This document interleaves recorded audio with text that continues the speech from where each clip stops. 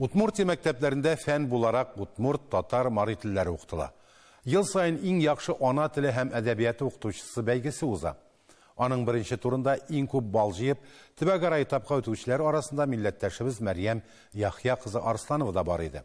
Ул Юкамин районы Починки авылы мәктәбендә татар теле укыта. Бәйге кысаларында ачык дәресне Мәрьям Яхья кызы Ижауның Хөсәйн Фәйзханов лицей укучылары белән уздырды.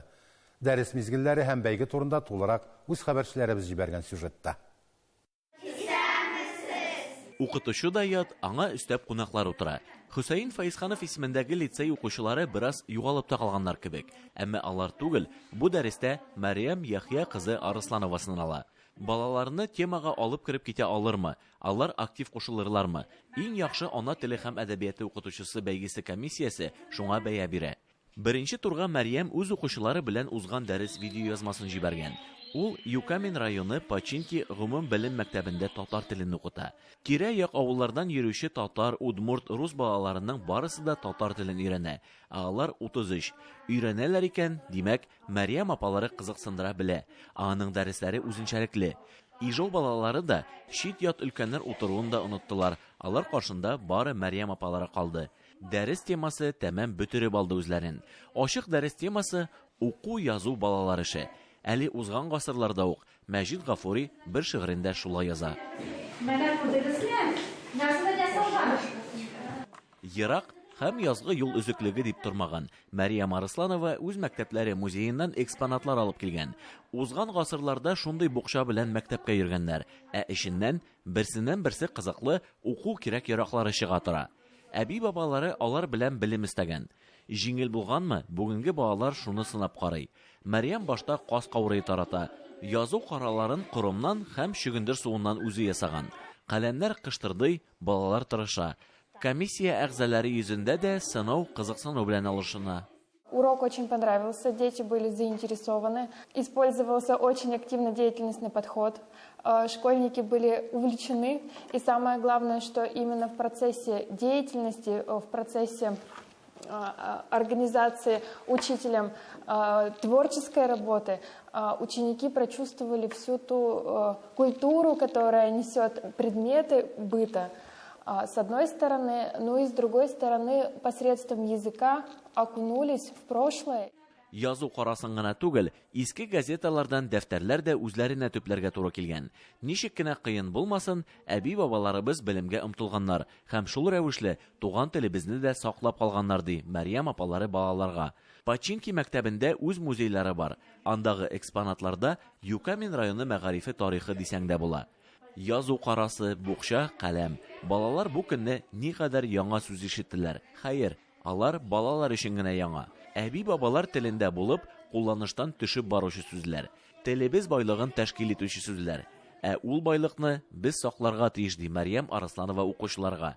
Дәрес барышында тәмам үз булып беттеләр. Әйткәнемчә, Мәрьям кызыксындыра белә шул. Куркуан нәрсәдә генә башка балалар, бу башка мәктәптәге балалар ничек микән менә укытучы итеп карарлар микән, тыңларлар микән, бөтен анда гына курку иде. Булдырдылар, эшләделәр. Сигенәм. Мен менә конкурсларда булып кайтсам, коллегаларның эшләрен күреп кайтсам, үземнең эшемне күрсәтсәм, миңа бер 5 елларга куәтләнеп эшләргә хәл кешкерә. Менә кайберләр бу мондый конкурсларга барырга теләмиләр, авырсыналар да, ә миңа нинди авыр булмаса да, эшемә бик ярдәм була инде бу, бик яхшы ярдәм. Китаплардан укып, интернеттан алып кына укып булмай, менә кеше белән сөйләшсәм, аралашсам, кеше ничек эшләй икән, мин нәрсәләр эшләсе икән, әйбәтрәк безнең татар телене өйрәнеп барсыннар бу балалар дип, менә бу өчен бу конкурслар бик яхшы эш. Монда бик тәҗрибә белән менә кеше уртаклаша, алып кайтасын инде бөтен сандык идеяларын. Мәрьям өчен бу беренче бәйге түгел. Узган ел иң яхшы татар теле һәм әдәбияты укытучысы бөтен Россия бәйгесендә милли традицияләрне саклаучы номинациясендә җиңгән иде. Идеяларга килгәндә үзенеке дә ташып тора. Җанисәп нәтиҗәләреннән соң уйланып кына калмаган. Укучылары белән тирә-як авылларда күпме татар яши, күпмесе үз телендә сөйләшә, күпмесе сөйләшмәй, шуларны үзләре ачыклап нәтиҗә ясаганнар. Туган тел дәрестә генә түгел, өйдә дә, урамда да кулланышта булырга тиеш ди Мәрьям. Шуңа да ул укучыларын дәрестән тыш шөгыльләргә тарта.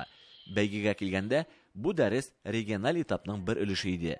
Беренче урынны алган укытучы иң яхшы ана теле һәм әдәбияты укытучысы бәйгесенең илкүләм финалына уза. Ул исә апрель уртасында билгеле булачак. Ижаудан Нәзир Нығманов, Фәнзилә Салихова, Татарлар. Укытучы табигатьтән бирелгән сәләт. Татар теленә һәм халкына булган мәхәббәт Халида Кирамова өчен яшәү мәгънәсе. Ә уңышларын күреп аңа бәя бирү фәннә булган мәхәббәтен арттыра гына. Халида ханымда укыган һәр укучы татарча камил сөйләшә башлый. Аның дәресләрендә башка милләт балалары да белем ала. Россиянең иң яхшы татар теле укытучысы хакында аның укучыларының берсе Диана Бикмуллина хәбәр итәр. Тамчылар түгел, а хәрефе татар телендә алыштырып, тамчылар, тамалар. Тамчылар, тамалар, тамчылар.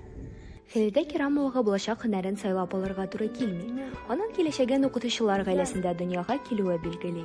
Гомумән минем юлымда гел яхшы үрнәк алырлык укытучылар булды. Инде 21 ел Халида Кирамова Кырынкүлнең 52-нче мәктәп укучыларында татар теленә мәхәббәт тәрбияли. Шул вакыт эчендә мөгаллимә туган телдә иркен сөйләшүче йөзләгән укучыны укытып чыгара. Раньше я понимала татарский язык, но слова выговорить не могла. И когда мы стали с Хальдой изучать татарский язык, то я начала разговаривать на нем. Мы начали учить стихи, петь песни на татарском языке. Халида Кирамованың укучылары татар теле буенча төрле бәйгеләрдә һәм олимпиадаларда мәктәпләрнең һәм өлкәнең исемен яклый.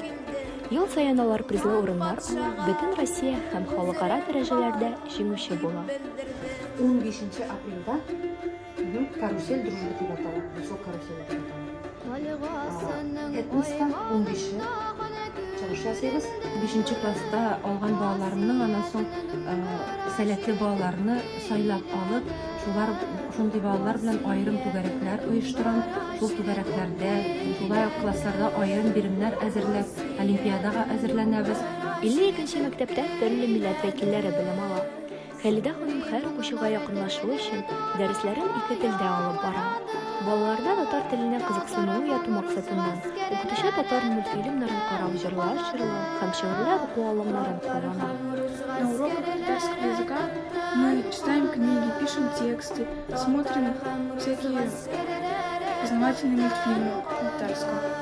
Халида Кирамова төрле һөнәри осталык бәйгеләрендә катнаша. Аның күпсанлы бүләкләре дә бар. Ә быелгы февраль аенда Халида ханым бөтен Россия бәйгесендә иң яхшы татар теле һәм әдәбияты укытучысы исеменә лаек була. Әлбәттә, шушы бөтен Россия күләмендә шундый зур дәрәҗәле бәйгедә катнашу һәм шундый югары урын алу, ул минем өчен бик зур җаваплылык.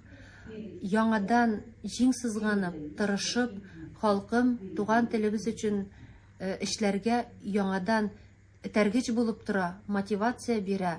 Диана Бикмуллина, Рөстәм Салтыкиев, Татарлар, Төмән өлкәсе.